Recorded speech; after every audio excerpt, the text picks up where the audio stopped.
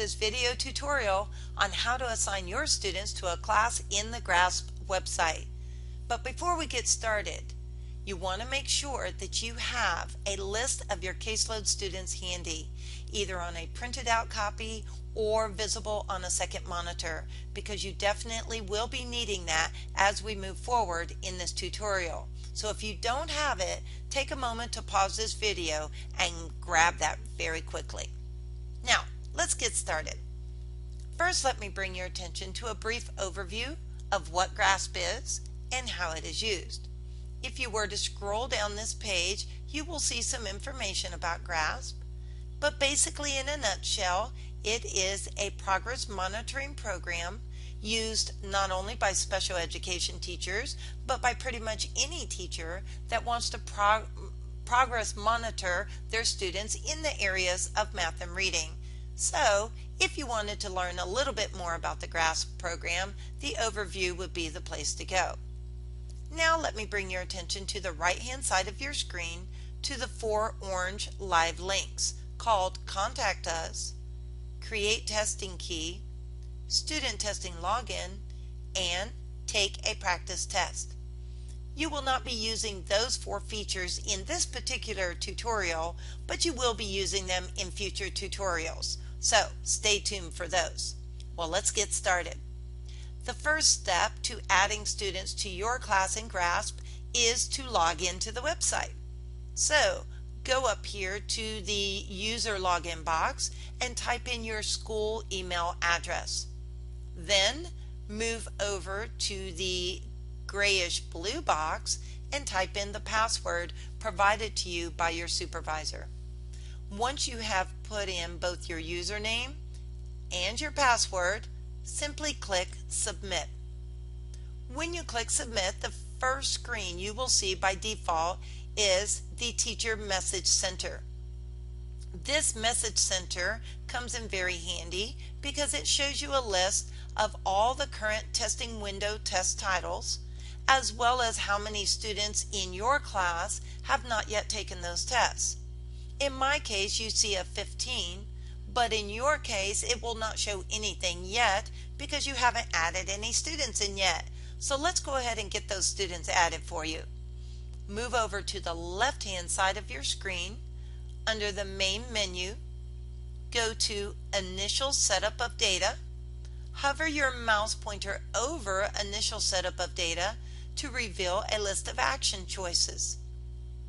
Go to the very last one on the bottom of the list called Assign Students to Classes.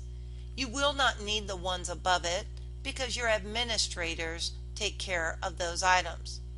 So now click on Assign Students to Classes and an additional page will appear. On this particular page, you may be tempted, as I was, to input information into these filter boxes. Please do not waste your time doing that. I am all about doing things in as short a way as possible while still being effective. Remember, work smarter, not harder. So don't bother filling in these filter boxes. It truly is not necessary. Likewise, it is not necessary to put anything in this box. Mine just happens to be there already because I have already made my class. All you have to do is scroll down the page a bit and you will see a blue link called View Class Roster.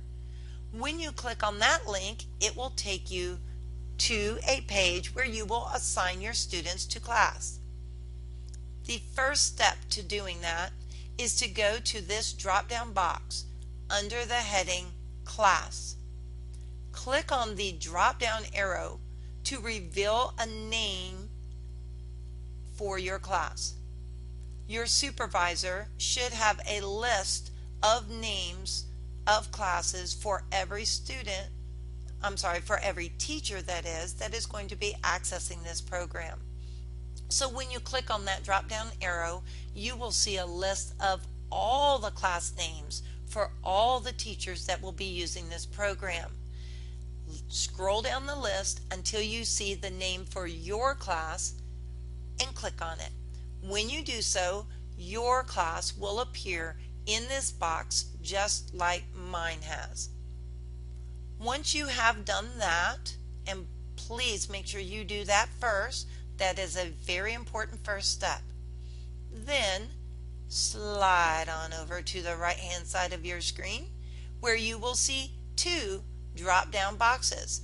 Again, we're going to work smarter, not harder, so do not bother clicking on the first drop down box. It truly is not necessary. And by the way, these two boxes are under the heading Assign Student to Roster. Do not click on the first box, but go to the second drop down arrow. Click on that drop down arrow and you will see quite a lengthy list of all the students that your supervisor has added into the GRASP system. Thankfully though, the students are in alphabetical order by last name. So it's very simple to just scroll down that list, find the name of your student, click on the name of that student, and you will see that student's name appear in this second box in place of the word View All.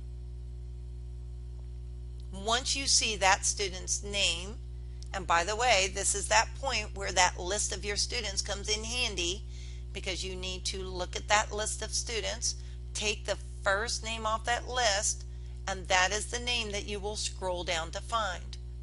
Highlight that name, click on it rather, and it will appear in this box. I am not going to click on mine for reasons of confidentiality. I do not want to show the names of the students in my organization. When your student's name appears here, simply go right underneath it to the word Assign, click on Assign, and voila, your student's name will appear over here in the list of last name, first name, grade, and GTID number. You will see all of that information populate as soon as you have clicked on Assign for that student that you put into this box. Once that student's name appears, then you can go to the second student on your list and repeat the process. Click the drop down arrow, scroll down to the student's name, click on the student's name until it is revealed in this box, and then click on Assign. Now, word of warning. If you see two students' names in the list as you're scrolling down that are identical first and last names, be sure that you click on the one that has the correct GTID number for the student that is in your classroom. And that should be on the list that you printed up before we started this tutorial.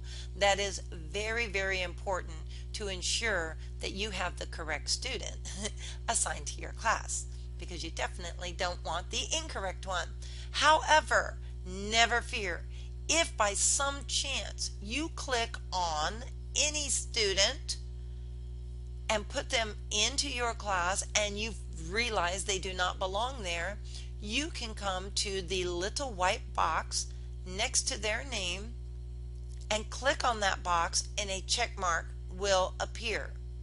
Now, I am not going to click on this particular white box, because if I do, it will put a check mark next to every single student on my list, and I really don't want to do that. I don't want to remove all those students. So without scrolling down and revealing the names of my students, I am going to put a check mark in the little white box next to the specific student that I would like to delete. Although you can't see where I put the check mark because I don't want to scroll down and reveal the names of my students, but trust me, I just placed a check mark in a little white box that looks just like that next to my student's name. Then I hit the delete box that is at the bottom of the screen, or you can merely push enter. When you do, a page will come up that says, please confirm the deletion of one student, and it says one student's. I guess that is to compensate for multiple students if you were deleting multiple, and you will either say yes or no. In my case, I'm going to say no because I don't want to delete this particular student. If you were to click yes, and then you realized, oh no, I wasn't supposed to delete that student, what am I going to do? Never fear, because their name will still be here in this View All drop-down list. You can always go back to this drop-down list, scroll down, find their name, click on their name, hit assign, and boom, they will be back in your list of students. You will see all of the names of the students that you have added, plus you will see a number indicating how many students you have added. Alright, so once you have gone through a few of those, I would say go ahead and take a couple of moments to click on a couple of them just to get the hang of it, and then all I have to say at this point is congratulations. You have now learned how to add students to your GRASP classroom.